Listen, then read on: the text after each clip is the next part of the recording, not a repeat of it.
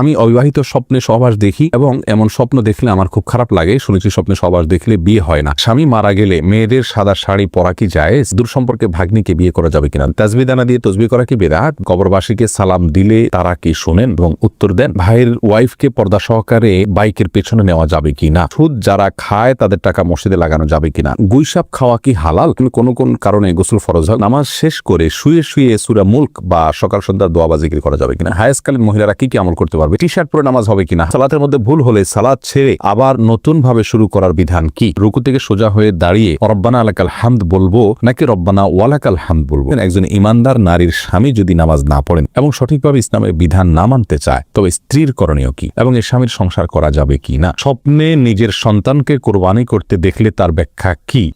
হাসিব আহমেদ জানতে চেয়েছেন দূর সম্পর্কে ভাগ্নিকে বিয়ে করা যাবে কিনা? দূর সম্পর্কের ভাগ্নি যদি হয় তাহলে বিয়ে করা যাবে, কোনো অসুবিধা নেই। বুলবুল আপনি জানতে চেয়েছেন বুখারী শরীফ দাঁড়িয়ে পানি পানের অনুমতি আছে কিন্তু মুসলিম শরীফে পানি পান করলে বমি করে বের করতে বলা হয়েছে, ভিন্ন হলো কিভাবে? দেখুন, দাঁড়িয়ে পানি পান করা হাদিস দ্বারা এটা জায়েজ বা বৈধতা বিশেষ প্রয়োজনে বা সমস্যা পড়লে এটা জায়েজ হতে পারে, হারাম নয় এটা বোঝানো হয়েছে। আর মুসলিম শরীফের হাদিস দ্বারা সেটা অপছন্দনীয় সেটা বোঝানো হয়েছে। দুইটার সাথে কোনো সংঘর্ষ নাই। এমডি জুনেদ খান আপনি জানতে চেয়েছেন সুদ যারা খায় তাদের টাকা মসজিদে লাগানো যাবে কিনা? জেনে শুনে তাদের টাকা মসজিদে লাগানো ঠিক না। আল্লাহ সুবহানাহু ওয়া তাআলা বলেছেন, রাসূল করিম সাল্লাল্লাহু আলাইহি ওয়াসাল্লাম বলেছেন ইন্নাল্লাহা তাইয়্যিব লা ইয়াকবালু ইল্লা তাইয়্যিব। আল্লাহ তাআলা নিজে পবিত্র, তিনি পবিত্র ছাড়া কোনো কিছু গ্রহণ করেন না। বিধায় হারাম কিছু দান করলে আল্লাহ সন্তুষ্টি অর্জন করা যাবে না, সওয়াব পাওয়া যাবে না।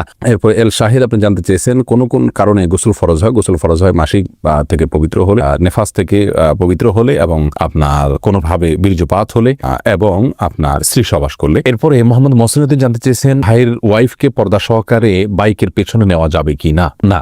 প্রথমত, বাইকের পেছনে ভাইয়ের ওয়াইফকে যদি আপনি রাখেন এবং আপনি নিজে চালান, অর্থাৎ দুজন আপনারা থাকেন, তাহলে সেক্ষেত্রে শরীরের কোনো না কোনো অংশ স্পর্শ করবে, বাজে চিন্তা হওয়ার সুযোগ আছে। আল্লাহ সুবহানাহু ওয়া তাআলা বলেছেন লা তাকরাবুজ জিনা, জিনার কাছাকাছিও যেও না। বিধায় এটা উচিত হবে না। একান্ত নিরুপায় না হলে, কোনো বিপদগ্রস্ত না হলে সেক্ষেত্রে এটা উচিত হবে না। এরপরে জান্নাত জাহান আপনি জানতে চেয়েছেন নামাজ শেষ করে শুয়ে শুয়ে সূরা মুলক বা সকাল সন্ধ্যা দোয়া বা জিকির করা যাবে কিনা? করা যাবে বোন। আল্লাহ সুবহানাহু ওয়া তাআলা কোরআনে কারীমে স্পষ্ট করে বলেছেন আল্লাযীনা ইয়াযকুরুনাল্লাহা কিয়ামান ওয়া কুউদান ওয়া আলা জুনুবিহিম, যারা দাঁড়িয়ে বসে শুয়ে সর্বাবস্থা আল্লাহ তাআলা জিকির করে স্মরণ করে। অতএব আল্লাহ তাআলার জিকির বা স্মরণ এগুলো যে কোনো অবস্থা আপনি করতে পারেন। আপনার মনে কোনো অবজ্ঞা থেকে তো আপনি আর করছেন না, অতএব এটি জায়েজ হবে ইনশাআল্লাহ, হবে ইবনিল্লাহ। কোরআন থেকে কোথাও নিষেধ নাই। কাফি আপনি জানতে চেয়েছেন গুইসাপ খাওয়া কি হালাল?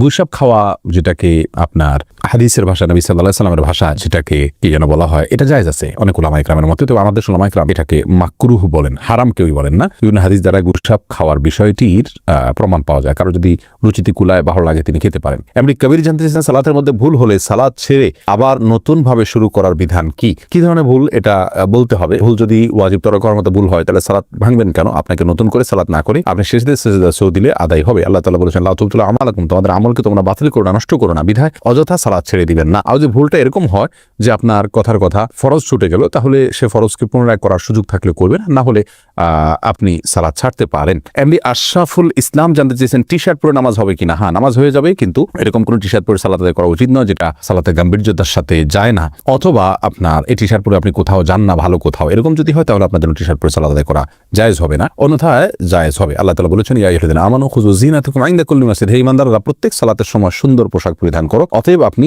যে পোশাকটা আপনার কাছে সুন্দর সম্ভ্রান্ত জায়গায় আপনি যান, সাধারণত সাধারণ পোশাক নয়, অপমানজনক পোশাক নয়, বা আপনার শোয়ার পোশাক নয়, বা এটা পরে আপনি কোথাও যেতে চান না, এরকম পোশাক যদি না হয় তাহলে সেক্ষেত্রে আপনার সালাত হয়ে যাবে, টি শার্টেও কোনো অসুবিধা নেই। মৃদুল জানতে চেয়েছেন হায়াসকালীন মহিলারা কি কি আমল করতে পারবে? মহিলারা সব আমল করতে পারবে, শুধুমাত্র বাইতুল্লাহর তওয়াফ করবে না, তারা সালাত আদায় করবে না, সিয়াম রাখবে না, স্বামী সহবাস করবে না, এর বাইরে সমস্ত আমল করতে পারবেন। কোরআন তেলাওয়াত করতে পারবেন কিনা এটা মতপার্থক্যপূর্ণ। জমহুর বা বেশিরভাগ উলামা ইকরাম বলেছেন করবেন না, তবে বিন বাজ ইবনে উসমান রাহিমাহুল্লাহ সহ সৌদি আরবের সমসাময়িক যুগের অনেক বড় স্কলারদের বেশিরভাগই বলেছেন করতে পারবেন। বিষয়টা মতপার্থক্যপূর্ণ, সেজন্য যদি কোরআন তেলাওয়াত তারা শুনেন, রেকর্ডেড তেলাওয়াত, সেটা সবচেয়ে উত্তম নিরাপদ। আর যদি হাফেজ কোনো মেয়ে হন বা হিফজ ভুলে যাওয়ার কোনো ভয় থাকে তার জন্য জায়েজ হবে কোরআন তেলাওয়াত করা, তো শুনতে কোনো অসুবিধা নেই ইনশাআল্লাহ, বিইذনিল্লাহ।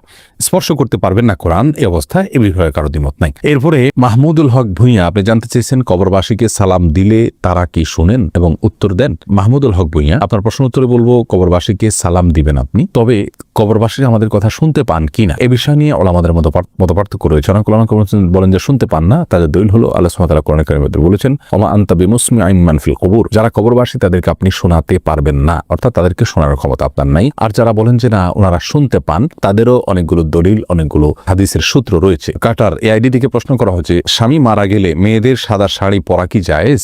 মেয়েদের স্বামী মারা গেলে সাদা শাড়ি আর কালো শাড়ি এরকম কোনো কিছু পরার ক্ষেত্রে ইসলাম শরীয়ত কোনো নির্দেশনা দেয় না। ইসলাম শরিয়া বলে কোনো স্ত্রী লোক তার স্বামী যদি মারা যান তাহলে 4 মাস 10 দিন পর্যন্ত তিনি শোক পালন করবেন। আর শোক পালনের অংশ হিসাবে তিনি খুব বেশি সাজসজ্জা করবেন না, গহনাগাতি ইত্যাদি ব্যবহার করবেন না, স্বাভাবিকভাবে চলবেন, সাদাই পড়তে হবে এরকম কোনো কথা নেই। সচরাচর তিনি বেড়াতে গেলে বা কোনো অনুষ্ঠানে গেলে, কোনো মেহমান অতিথি আসলে তখন যে পোশাকগুলো পরেন এরকম কোনো পোশাক পরবেন না। বাস এটাই হলো সবচেয়ে গুরুত্বপূর্ণ বিষয়। কিন্তু এর বাইরে তাকে বিশেষ কোনো কালারের কাপড় পরতে হবে, সাদা পরতে হবে এমন কোনো বাধ্যবাধকতা ইসলামের শরীয়তে নাই। প্রশ্ন করেছেন মঞ্জুরা পারভিন, আপনি প্রশ্ন করেছেন রুকু থেকে সোজা হয়ে দাঁড়িয়ে রব্বানা আলাকাল হামদ বলবো নাকি রব্বানা ওয়ালাকাল হামদ বলবো? দুইটাই বিশুদ্ধ হাদিস দ্বারা প্রমাণিত, বরং কোনো কোনো বর্ণায় আল্লাহুম্মা রব্বানা আলাকাল হামদ আল্লাহুম্মা রব্বানা ওয়ালাকাল হামদ এরকমও আছে, যার কারণে আপনি যে কোনোটা পড়েন না সালাত আদায় হয়ে যাবে, সুন্নাহ আদায় হয়ে যাবে, যেহেতু সবগুলোই হাদিস দ্বারা প্রমাণিত। আর কাসরাতুল মাবানি তাদুল্লু আলা কাসরাতুল মাআনি এই মূলনীতির আলোকে আপনি রব্বানা ওয়ালাকাল হামদ যদি পড়েন অথবা আল্লাহুম্মা রব্বানা ওয়ালাকাল হামদ যদি পড়েন তাহলে সেটা বেশি ভালো। এমপি জাফর ইকবাল আরিফ, আপনি জানতে চেয়েছেন স্বপ্নে নিজের সন্তানকে কোরবানি করতে দেখলে তার ব্যাখ্যা কি, জানালে উপকৃত হব। ভাই জাফর ইকবাল, নিজের সন্তানকে কোরবানি করতে দেখলে তার নির্দিষ্ট ব্যাখ্যা কি আমি বলতে পারবো না, কারণ আমি স্বপ্ন ব্যাখ্যা বিশেষজ্ঞ নই। স্বপ্নের ব্যাখ্যা বোঝেন এমন ওলামায়ে কেরামের সংখ্যা খুবই নগণ্য, হাতে গোনায়। আপনি এরকম কোনো আলেমের শরণাপন্ন হলে সবচেয়ে ভালো হবে। তবে কোরবানির স্বপ্ন ইব্রাহিম আলাইহিস সালাম দেখেছিলেন সন্তানকে, আল্লাহ সুবহানাহু ওয়া তাআলা এটা তার পরীক্ষা নিয়েছিলেন। নবীদের সে স্বপ্ন আর আমাদের স্বপ্ন কখনো এক নয়।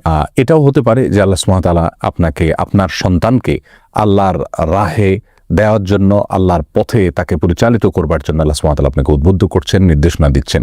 আল্লাহু আ'লাম বিসওয়াব।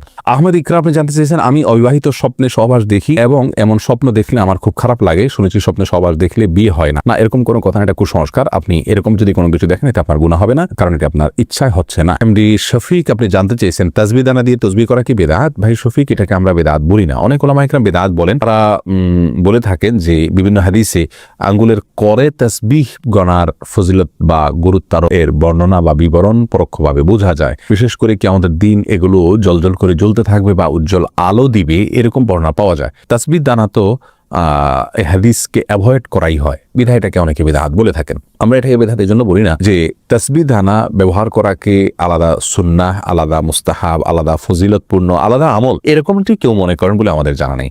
যেহেতু এরকমটি কেউ মনে করেন না, তাহলে তাসবিহ দানা ব্যবহার করাকে আমরা বিদআত বলতে পারি না, বরং তাসবিহ দানা বিদআত ব্যবহার করা এটা ওই ব্যক্তির জন্য বিধেয় যে ব্যক্তি 100 বার বা বেশি সংখ্যক তাসবিহর যে সংখ্যাগুলো সেগুলো আঙ্গুলে করে গুনে তিনি মনে রাখতে পারেন না, এরকম যদি হয় তাহলে সেক্ষেত্রে তার জন্য এটা বিধেয়। তবে উত্তম হবে সর্বাবস্থায় আঙ্গুলে করে গণনা করা। তাছাড়া কোনো সালাফ থেকে বিভিন্ন বিচি ইত্যাদিকে তাসবিহর গণনার ক্ষেত্রে ব্যবহার করার কথা বর্ণনা পাওয়া যায়, কিন্তু আঙ্গুলের কর এটার বর্ণনা, এটার তাসবিহ গণনা করার কথা যেহেতু হাদিস থেকে পাওয়া যায় সরাসরি, সেজন্য আমরা সেটাকে অগ্রাধিকার দেওয়াটাই উত্তম হবে, কিন্তু আমরা ওইটাকে বিদআত বলবো না। তবে হ্যাঁ, তাসবিহ ব্যবহারকে আলাদা একটা ইবাদত বা সওয়াব বা ওইটাতে গণলে সওয়াব হবে বা ওইটাতে গণা উত্তম বা ওইটাতে গণনা করা নিয়ম, এরকম যদি কেউ মনে করে তাহলে সেটি বিদআত হতে পারে।